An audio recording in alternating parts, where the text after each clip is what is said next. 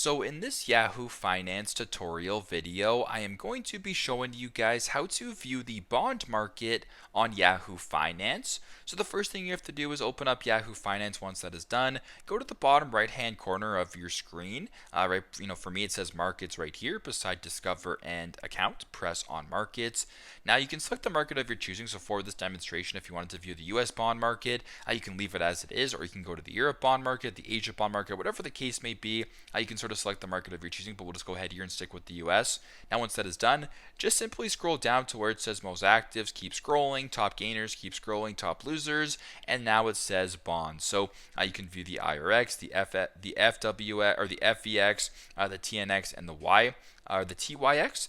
Here's the bond markets right here on the U.S. markets. You can go ahead and view those if you want. You can select whatever one it may be. The 13-week Treasury bill, whatever the case may be, it's right in front of you. You can now do the research that you're looking for here on Yahoo Finance. So fairly straightforward. That is how to view the bond market on Yahoo Finance. Thanks again for watching, and I hope this video helps.